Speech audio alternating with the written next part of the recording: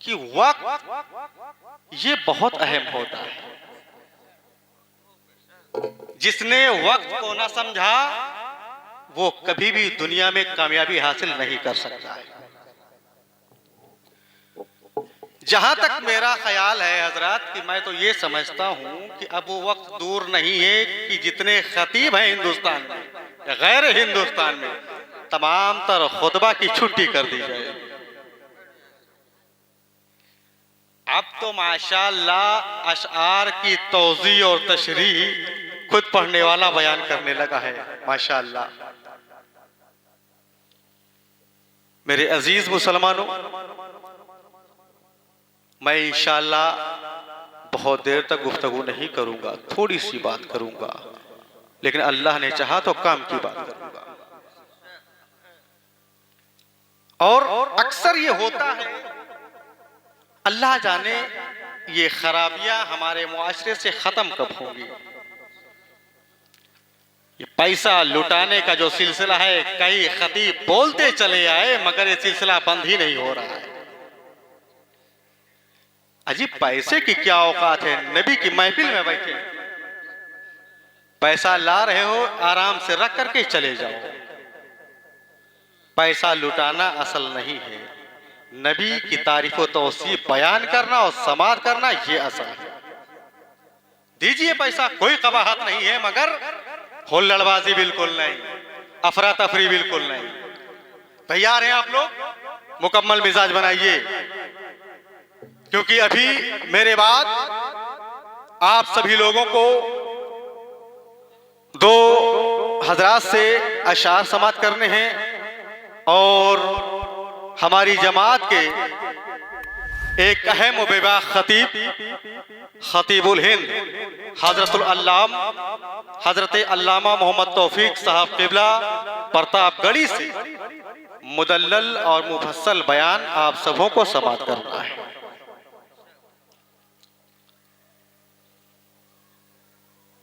माशाअल्लाह, आज मैंने देखा कि अली जनाब मोहतरम मोहम्मद शाकिर साहब के आबा अजदाद भाई बरादरान ने मिलकर के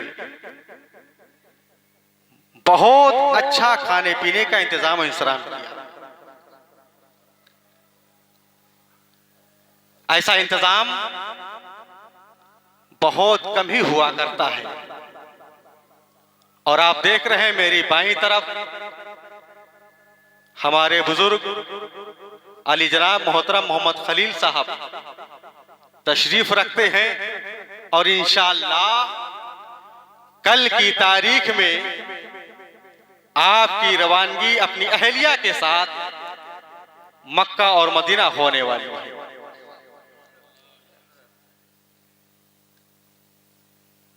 मैंने ये सुना कि अल्लाह करीम के करम से आपकी 6 बेटे हैं, आपकी औलाद में से 6 बेटे। अल्लाह का बेपनाह एहसान है कि अल्लाह करीम ने आपको बेटों से नवाजा। हजरत, बेटे तो 10 हुआ करते हैं, मगर एक बेटा वो होता है जो बाप को गालियां दिया करता है।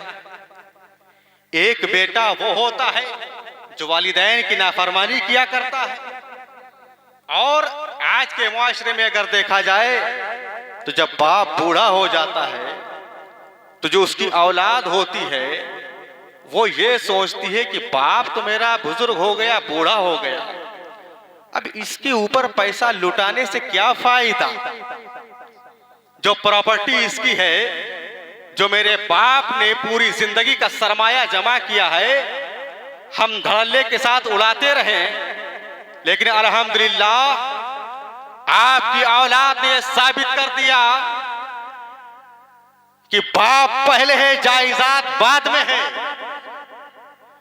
बाप पहले है, ऐशो इशरत बाद में है।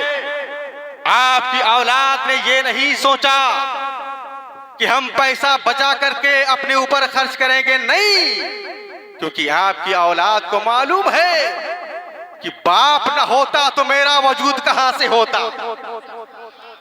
बाप है तो मेरा वजूद मौजूद है और 2 लाख 4 लाख 5 लाख रुपए की क्या औकात, अगर पूरी जिंदगी अपने माँ बाप पे कुर्बान कर दे तो भी हक अदा नहीं हो सकता।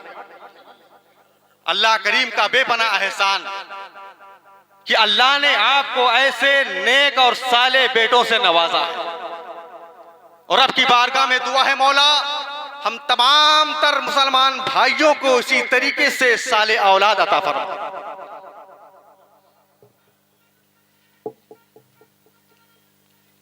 जहन को करीब करें,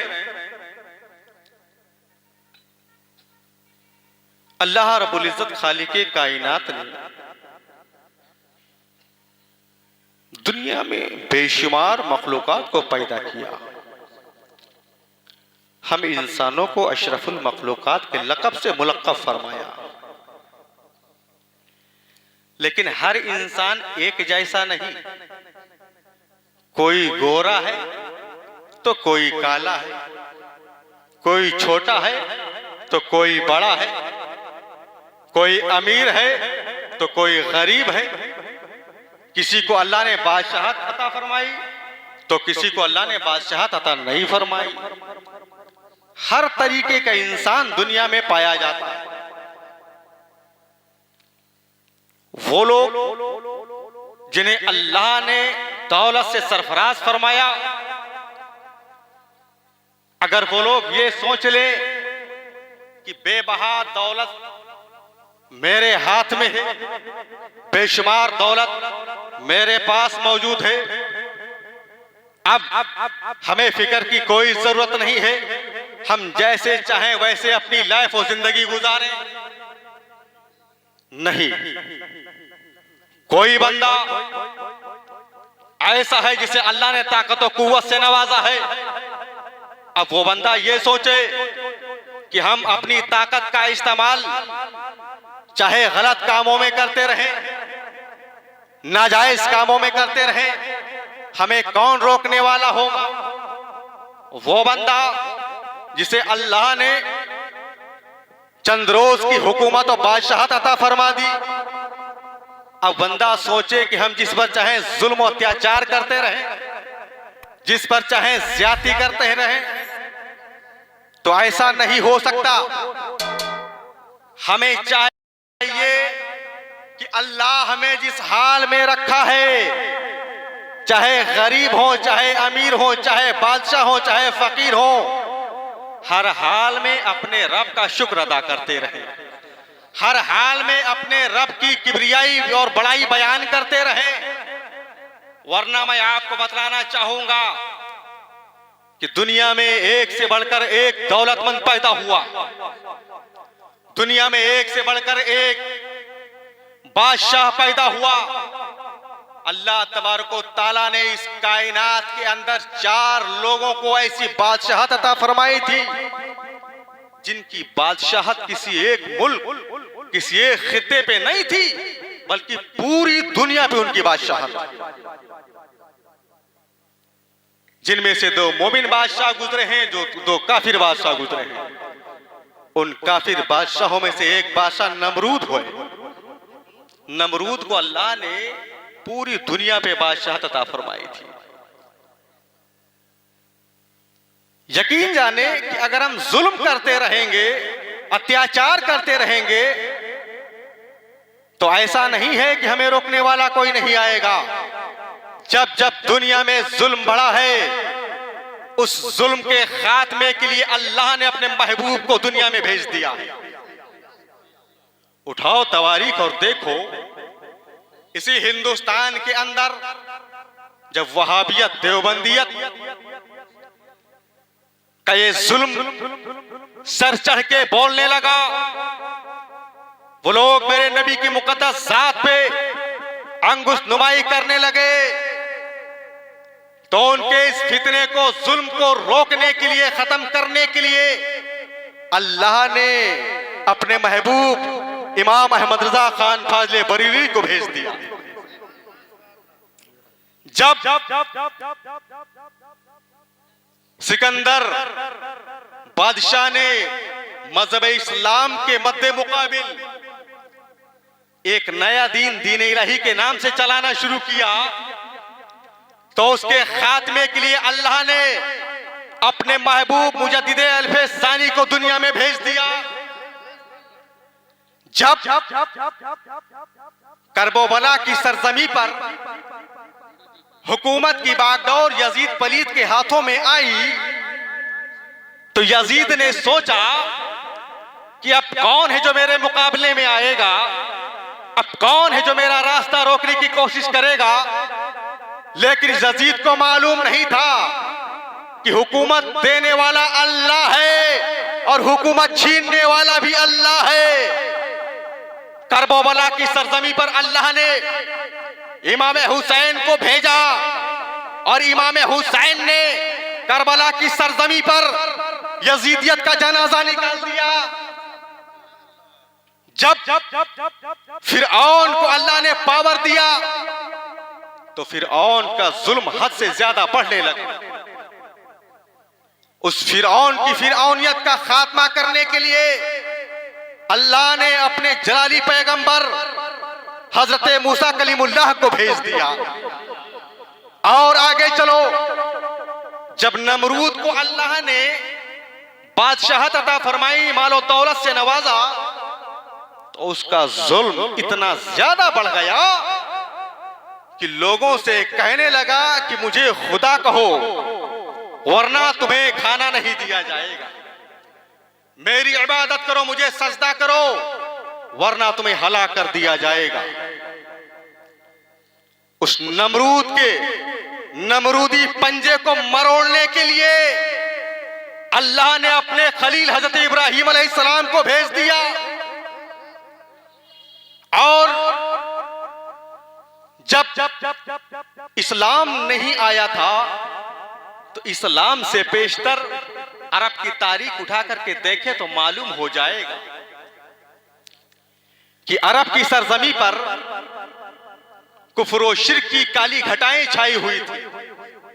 हर तरफ जुल्म व बर्बरियत का नंगा नाच नाचा जा रहा था। कुछ तो खून की होली खेली जा रही थी, जिनाकारी बिल्कुल आम हो चुकी थी, शराब खोरी बिल्कुल आम हो चुकी थी, कोई अल्लाह का नाम लेने वाला नहीं था। तो इन तमाम तर फितनों को खत्म करने के लिए अल्लाह ने अपने महबूब मोहम्मदुर रसूलुल्लाह को अरब की संगलाग धरती पर भेज दिया। आमना का लाल अरब की सरजमी पर आया, तमाम तर फितनों का खात्मा हो गया, तमाम तर फितनों का खात्मा हो गया। जरा जहन को करीब फरमाइएगा, प्यारे आका कहां आए? आप कहेंगे हजरत अरब की संगलाग धरती पे आया मुस्तफा, जो पत्थर की जमी है, मक्के में आया। कौन मक्का? वो मक्का जहां पे अल्लाह का मुकद्दस घर खाने काबा मौजूद है। वो मक्का जिस मक्के पर इंसान की पहली नजर पड़ जाए और पहली नजर पड़ते ही वो इंसान अल्लाह से जो दुआ मांग ले, अल्लाह उस दुआ को कबूल कर लिया करता है। वो खाने काबा कि जिस खाने काबा की जानिब देखना भी इबादत है। वो खाने काबा जिस खाने काबा के बारे में रब का फरमान कुरान का ऐलान है, ला उक़्सिमु बिहाज़ल बलद व अंता हिल्लुम बिहाज़ल बलद। मेरा परवरदिगार इरशाद फरमाता है कि आए महबूब, मुझे उस शहर मक्का की कसम है, मुझे उस शहर मक्का की कसम है जिस शहर में आप जलवागर हैं, तशरीफ फरमा है। तो अब जरा आप बतलाइए कि अल्लाह अगर मक्के की कसम उठा रहा है तो मक्के की अफजलियत में कोई शक है? मक्के की अजमत में कोई शक है? नहीं, बिला शक व शुबा मक्कतुल मुकर्रमा को मकाम हासिल है जो मकाम दूसरे शहरों को हासिल नहीं है। मक्का को फौकियत हासिल है जो फौकियत दूसरे शहरों को हासिल नहीं है। मक्का को मर्तबा हासिल है जो मर्तबा दूसरे शहरों को हासिल नहीं है। लेकिन मसला यहां फंस जाता है। ये बात तो ठीक है कि मक्का अफजल तरीन शहर है, मगर मक्का अफजल बना कैसे? मक्का को फजीलत हासिल किस बुनियाद पर हुई? क्या मक्का को फजीलत इस बुनियाद पर हासिल है कि शहर मक्का में खाने काबा मौजूद है? क्या शहर मक्का को फजीलत इस बुनियाद पर हासिल हुई कि मक्का में हतीमे काबा मौजूद है? क्या मक्का को फजीलत इस बुनियाद पर हासिल हुई कि मक्के में चाहे जमजम शरीफ मौजूद है? क्या मक्का को फजीलत इस बुनियाद पर हासिल है कि शहर मक्का में मकाम इब्राहिम मौजूद है? क्या मक्का को फजीलत इस बुनियाद पर हासिल हुई कि शहर मक्का में मकाम मुजदलफा मौजूद है? क्या मक्का को फजीलत इस बुनियाद पर हासिल हुई कि मक्का में मैदान अराफात मौजूद है? क्या मक्का को फजीलत इस बुनियाद पर हासिल हुई कि मक्का में जबल नूर मौजूद है? क्या मक्का को फजीलत इस बुनियाद पर हासिल हुई कि मक्का में जबल रहमत मौजूद है? क्या मक्का को फजीलत इस बुनियाद पर हासिल हुई कि मक्का में गारे हिरा मौजूद है? क्या मक्का को फजीलत इस बुनियाद पर हासिल हुई कि मक्का में गारे सौर मौजूद है? क्या मक्का को फजीलत इस बुनियाद पर हासिल हुई कि मक्का में मस्जिद हराम मौजूद है? क्या मक्का को फजीलत इस बुनियाद पर हासिल हुई है कि मक्का में सफा और मरवा की मुकद्दस पहाड़ियां मौजूद हैं? आखिर मक्के को फजीलत किस वजह से अता की गई?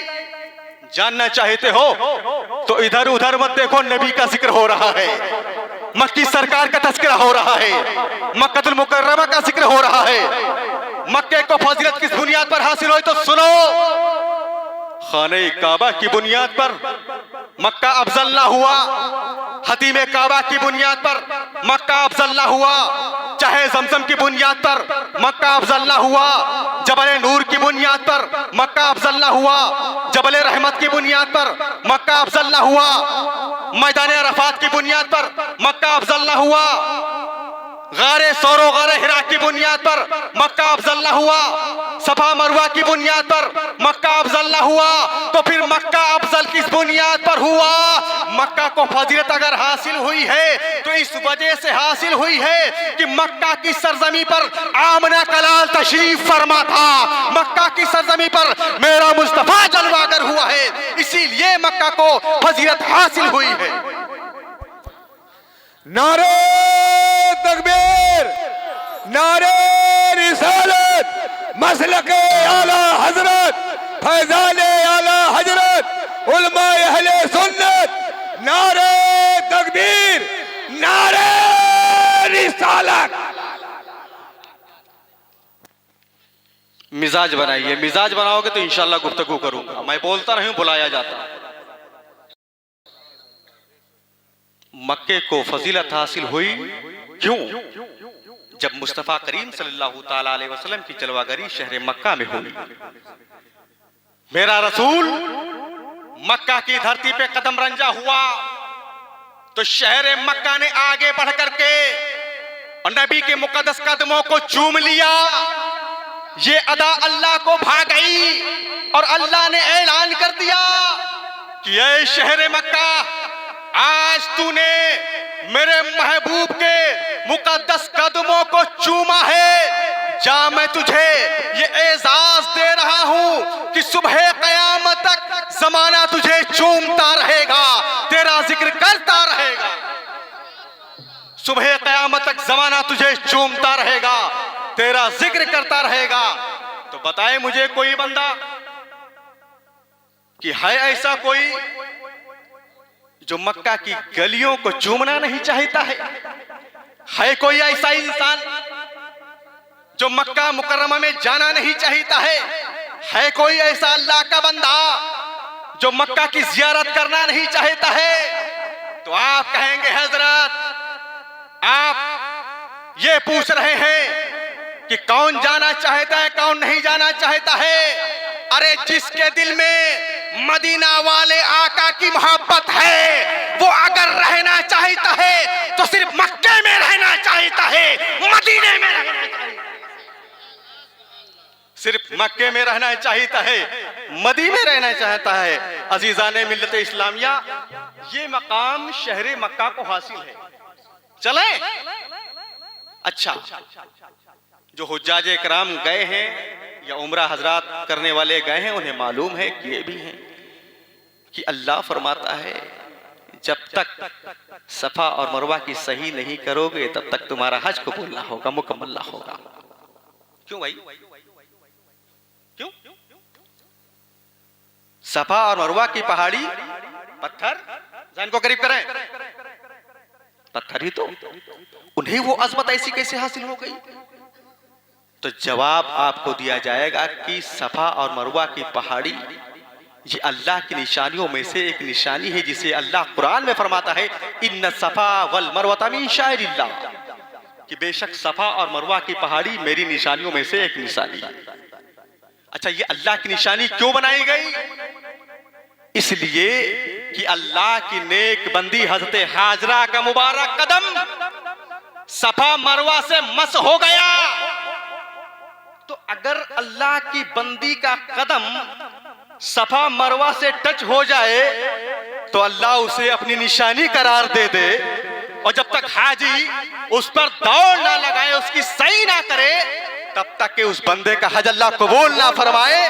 तो जरा मुझे बताओ कि जिस जगह पर अल्लाह के नेक बंदे और नेक बंदियां आराम फरमा है, उस जगह का आलम क्या होगा? और जिस जगह मेरा आका जलवागर है, उस जगह का आलम क्या होगा? हुजूर सैयदी सरकारी आला हज़रत इरशाद फरमाते हैं कि पेशे नजर वो नौबहार, पेशे नजर वो नौबहार, सजदे को दिल है बेकरार, सजदे को दिल है बेकरार, रोकिए सर को रोकिए, रोकिए सर को रोकिए, हाँ यही इम्तिहान है, हाँ यही इम्तिहान है।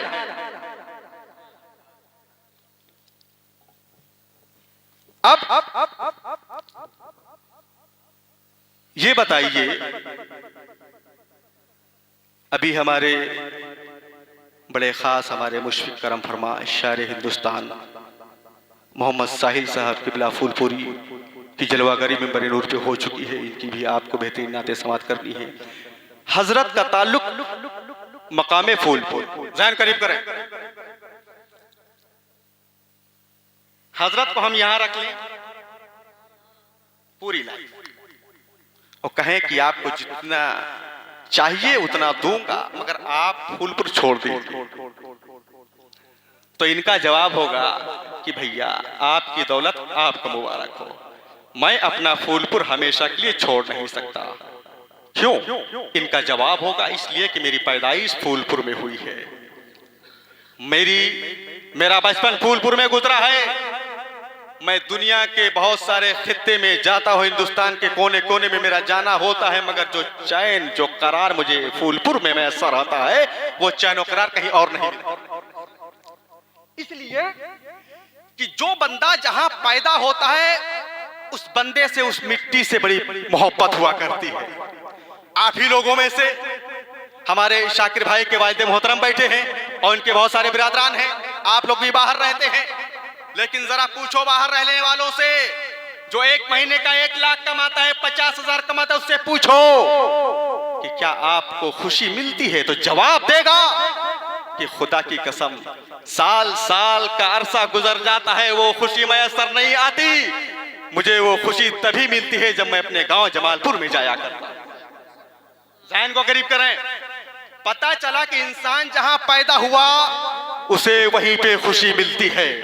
किसी भी कीमत पर अपनी जाए पैदाइश को बंदा छोड़ नहीं सकता। तो मुस्तफा भी तो मक्के में पैदा हुए, मुस्तफा मक्के में पैदा हुए, और पैदा ही नहीं हुए बल्कि सरकार का बचपन मक्का की गलियों में गुजरा है, सरकार की जवानी मक्के की गलियों में गुजरी है। मेरे आका ने बज़ाहिर 53 साला जिंदगी मक्के की सरजमी पे गुजारी है, तो क्या जरूरत थी आका मक्के ही में रह जाते? लास्ट में मदीना क्यों चले गए? इसका मतलब यह है कि क्या सरकार को मक्के से प्यार नहीं था?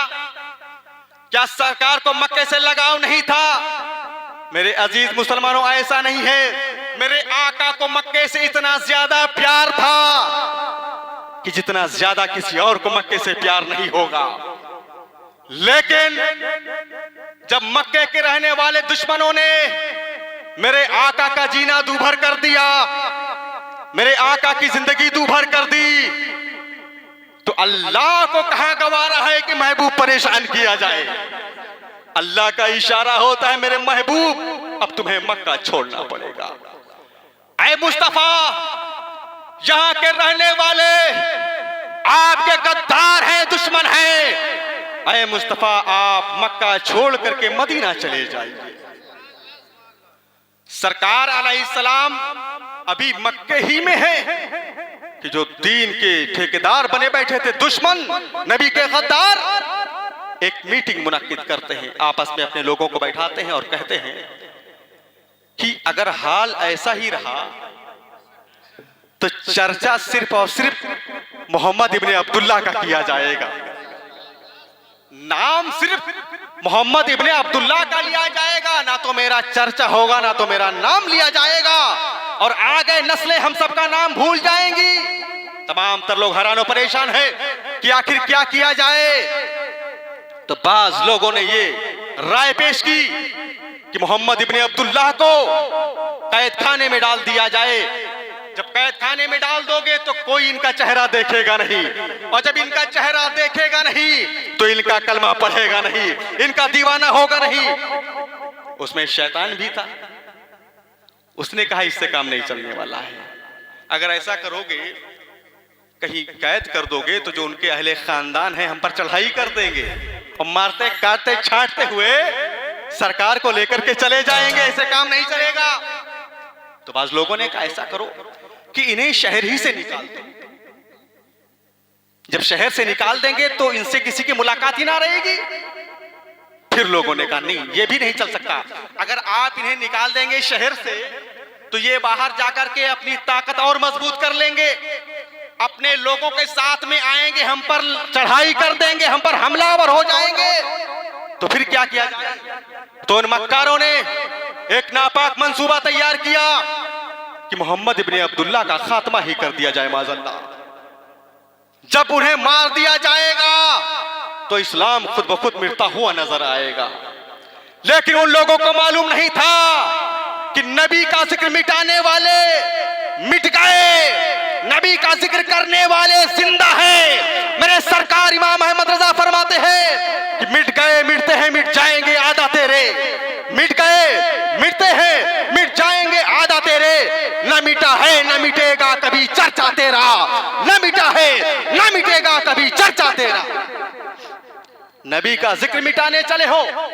अजी नबी का जिक्र किसी दुनियादार ने थोड़ी ना बुलंद किया है, मेरे मुस्तफा के जिक्र को अल्लाह ने बड़ा किया है, मेरे मुस्तफा के जिक्र को अल्लाह ने बुलंद किया है। कुरान कहता है वरफाना लका जिक्रक, ऐ महबूब हमने आपके जिक्र को बुलंदो वाला कर दिया। अब मुस्तफा भी मक्के में है, मंसूबाबंदी हो गई है, तैयारी बनाई जा रही है कि मुस्तफा का खात्मा कर दिया जाए। मेरे सरकार को वही का नुज़ूल होता है, मेरे प्यारे आका हैं हजरत मौला अली को हुक्म देते हैं कि तुम मेरे बिस्तर पे सो जाओ। इसकी मैं तफसील नहीं करूंगा, तुम मेरे बिस्तर पे सो जाओ और फिर सुबह होने के बाद जिसकी अमानतें मेरे पास हैं उन्हें दे देना, उसके बाद सलामती के साथ मेरे पास मदीना चले आना। गोया कि मेरा नबी यह साबित हो रहा है कि नबी गैबदा पैगंबर है। मुस्तफा को मालूम है कि दुश्मन अली का कुछ बिगाड़ नहीं सकते, और अबू बकर सिद्दीक से मेरे आका फरमाते हैं आए अबू बकर चलो, फौरी तौर पे मक्के को छोड़ना होगा। अल्लाह अकबर। मेरे सरकार अपने गुलाम अबू बकर के साथ में चलते हैं, लेकिन मेरे आका ने अपने मुबारक कदमों में चप्पल नहीं पहनी थी कि ताकि निशान ना पड़ जाए, दुश्मन इसका पीछा ना कर ले।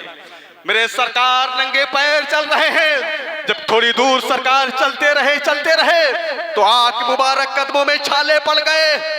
यारे गारे रसूल हजरत अबू बकर ने देखा तो आंखें अश्कबार हो गई। या रसूल अल्लाह, अबू बकर गुलाम आपकी बारगाह में हाजिर है और मेरे आका आपके मुबारक कदम में छाले पड़ जाए, गुलाम को गवारा नहीं है। या रसूल अल्लाह, गुलाम हाजिर है, आप मेरे कंधे पे तशरीफ फरमा हो जाइए। हजरत अबू बकर हैं, मेरे करीम आका हजरत अबू बकर के कंधों पे सवार हो गए और आप मेरे प्यारे आका को अपने कंधे पे बिठा करके चले। गोया की यारे गारे रसूल ने दुनिया को पैगाम दे दिया कि ईमान नाम है नबी पे मिटने का, ईमान नाम है नबी की साथ पे अपनी जान, अपना माल, अपना खानदान सब कुछ कुर्बान करने का। ये ईमान है प्यारे। अब सरकार मक्के से मदीना चलेगी। मदीना, मदीना कैसी नगरी है? शफाअत की नगरी है मदीना। मेरे अजीज मुसलमानों, जब भी मौका मैसर आए ऐसी पाक जगहों पे जाने का, जाता तो हर कोई है, लेकिन याद रखो, मैं आपको जहन देना चाहूंगा, मेरे सरकार की वो अजमत वाली बारगाह है ना, कि अगर थोड़ी सी बेअदबी हो गई तो लेने के देने पड़ जाएंगे। नबी की मुकद्दस बारगाह में जाने का तरीका क्या है, अदब व एहतराम का तरीका क्या है, वो मैं आज आपको बताने की कोशिश करूंगा। जब आप मक्के से रवानगी करें मदीना मुनव्वरा की जानिब, तो आप अपनी आंखों को झुकाएं, अपने सर को झुकाएं और दिल में सिर्फ और सिर्फ प्यारे आका का, आप प्यारे आका की याद बसाएं। जब मदीना जाना हो, औलाद को भूल जाओ, घर बार को भूल जाओ, तमाम तर चीजों को भुला दो, सिर्फ और सिर्फ हमारे दिल में मदीना वाले आका का तस्वुर होना चाहिए। उसके बाद आप पूरे सफर में दरूद पाक का विर्द करते रहे, मुस्तफा की तारीफ और तौसीफ बयान करते रहे। जब आप हुदूद हरम से टच हो तो मैं तो ये कहूंगा कि चप्पल पहन करके तो पूरी दुनिया में इंसान घूमता है, वो और बात थी, लेकिन आज ऐसी जगह पे हम पहुंचे हैं जिसका मकाम अल्लाह ने मक्के से भी अफजल बनाया है, मक्के से भी अफजल बनाया है। चप्पल को दूर रख दे। शायर कहता है कि संभल कर पांव रखना हाजियो, ये शहरे मदीना है। संभल कर पांव रखना हाजियो, ये शहरे मदीना है। कहीं ऐसा न हो सारा सफर बेकार हो जाए, कहीं ऐसा न हो कि सारा सफर बेकार हो जाए। और इमाम इश्क मोहब्बत हुजूर सीधी सरकारी आला हजरत यूं इरशाद फरमाते हैं कि हरम की जमी और कदम रख के चलना, हरम की जमी और कदम रख के चलना, अरे सर का मौका है ओ जाने वाले। हरम की जमी और कदम रख के चलना, अरे सर का मौका है ओ जाने वाले। मदीना के खिते खुदा तुझको रखे, मदीना के खिते खुदा तुझको रखे। गरीबों फकीरों को ठहराने वाले, गरीबों फकीरों को ठहराने वाले, गरीबों फकीरों को ठहराने वाले। मेरे अजीज मुसलमानों, जब आप आका की मुकद्दस बारगाह में जाइए तो आप नंगे पैर जाएं, और जब नबी के रोज़े अतहर के सामना हो जाए तो प्यारे आका के रोज़े अतहर के सामने खड़े होने का तरीका क्या है कि आप अकड़ करके मत खड़े होइएगा। सरकार की मुकद्दस बारगाह में आप 10 बस्ता खड़े हो जाएं, अपने सर को झुका करके, अपनी निगाहों को झुका करके और नबी की बारगाह में हाजिरी का शरफ हासिल करें। और एक बात का ख्याल रखिएगा, वो नबी की बारगाह है, अल्लाह तबारक व तआला ने सहाबा को भी नबी की बारगाह में ऊंची आवाज बोलने से मना फरमाया था। ये नबी की अज़मत वाली बारगाह है मेरे अजीज मुसलमानों। इसीलिए हमें चाहिए कि बिल्कुल खामोशी के साथ हम खड़े रहें, और अगर बात भी कहीं करना हो तो बिल्कुल खामोशी के साथ बात करें। आज के दौर में सोशल मीडिया का जमाना है, लोग अक्सर मोबाइल में तस्वीरों को कैद करने के फिक्रमंद हुआ करते हैं। मोबाइल को हाथ मत लगाइए अल्लाह के वास्ते, थोड़ी देर के लिए मोबाइल को भूल जाइए, आवाज बिल्कुल पस्त कर लीजिए। उसके बाद मदीना वाले आका की बारगाह में हाजिरी का शरफ हासिल करें, और जो दिल में हो आका से मांग लो। क्योंकि मेरा मुस्तफ़ा सिर्फ दुनिया की चीज देने का इख्तियार नहीं रखता। मुस्तफ़ा वो है जो दुनिया भी देना जानता है, मुस्तफ़ा वो है जो आखिरत की चीजों को भी देना जानता है। आप कहेंगे ये कैसे? इसलिए कि अल्लाह ने अपने खजाने की टोटल कुल चाबियों को, कुंजियों को नबी के दस्ते करम में दे दिया है और ये इरशाद फरमा दिया है कि आए मुस्तफ़ा, मैं तुम्हें अपने खजाने का मालिक मुख्तार बना रहा हूं, तुम जिसे चाहे ना, जो चाहे ना, जब चाहे ना अता फरमा देना। नबी की बारगाह में खड़े हो जाओ, जो आपके दिल में अरमान हो नबी की मुकद्दस बारगाह से मांगो, क्योंकि ये उस रसूल की बारगाह है कि सीधी सरकारी आला हजरत फरमाते हैं, वह क्या जूदो करम है शहे बतहा तेरा, वह क्या जूदो करम है शहे बतहा तेरा, नहीं सुनता ही नहीं मांगने वाला तेरा, नहीं सुनता ही नहीं मांगने वाला तेरा। यह उस रसूल की बारगाह है जिस रसूल के बारे में हुजूर सीधी सरकार आला हजरत यूं इरशाद फरमाते हैं कि कौन देता है देने को मुंह चाहिए, कौन देता है देने को मुंह चाहिए, देने वाला है सच्चा हमारा नबी, देने वाला है सच्चा हमारा नबी। यह उस रसूल की अजमत वाली बारगाह है जिस रसूल के बारगाह में इमाम इश्क मोहब्बत हुजूर सीधी सरकारी आला हजरत इरशाद फरमाते हैं कि मांगेंगे मांगे जाएंगे, मांगेंगे मांगे जाएंगे, मुंह मांगी पाएंगे। तेरी सरकार में ना लाहे ना हाजत अगर की है, तेरी सरकार में ना लाहे ना हाजत अगर की। ये वो अजमत वाली बारगाह है। लास्ट शेर की थोड़ी सी तशरीह मैं कर दूं ताकि बात मुकम्मल आपके जहन में बैठ जाए। मांगेंगे मांगे जाएंगे, मुंह मांगी पाएंगे, तेरी सरकार में ना लाहे ना हाजत अगर की, ना लाहे ना हाजत अगर की है क्या मतलब? जानना चाहते हो? जहन को करीब करो। आज हम किसी दुनियादार से मांगे ना तो कोई जरूरी नहीं है कि हमें अता कर दे, या तो कहेगा कि भैया मैं आपको दे नहीं पाऊंगा, डायरेक्टली इनकार कर बैठेगा, और अगर देना भी चाहेगा तो अगर मगर की कैद लगा देगा कि अगर तुम मेरा ये काम कर दोगे तो मैं तुम्हें अता कर दूंगा, या अगर मेरा वो काम हो जाएगा तो मैं तुम्हें दे दूंगा। तो आला हजरत फरमाते हैं वो दुनियादार था, ये अहमद मुख्तार है मेरे सरकार की बारगाह में ना ला है। यानी अब सरकार से मांगे कि ला माना नहीं होता तो सरकार इनकार नहीं फरमाएंगे, और ना हाजत अगर की है मुस्तफा ये नहीं फरमाएंगे कि अगर ये हो गया तो तुझे अता किया जाएगा, बल्कि मेरे मुस्तफा की बारगाह से जो बंदा मांग लेता है मेरा मुस्तफा उसकी झोली को भर दिया, मेरा मुस्तफा उसकी झोली को भर दिया करता है। अजीजाने मिल्लत इस्लामिया, वक्त का लिहाज करते हुए मैं अपनी बातों को खत्म करूंगा, क्योंकि अभी दो नाते भी होनी है और एक मुदल्लल मुफस्सल बयान भी होना है। अगर मैं बोलता रहूं तो आप इनकार तो नहीं करेंगे, लेकिन इससे दूसरे भाई को तकलीफ पहुंच जाएगी। मैं ये चाहता हूं कि मिंबर रसूल पे जो भी गुलाम रसूल आया है उसकी दिल आजारी न होने पाए। अल्लाह की बारगाह में दुआ है मौला करीम हम तमाम तर जो गुलामान मुस्तफा यहाँ पे बैठे हैं हमें भी अपने महबूब के दर पे जाने की तौफीक अता फरमा दे। इन्हीं चंद बातों के साथ मैं अपनी गुफ्तगू को खत्म करूंगा। अस्तगफिरुल्लाह रब्बी मिन कुल्ली ज़ंबि व अतूबु इलैहि, ला इलाहा इल्लल्लाह मुहम्मदुर रसूलुल्लाह।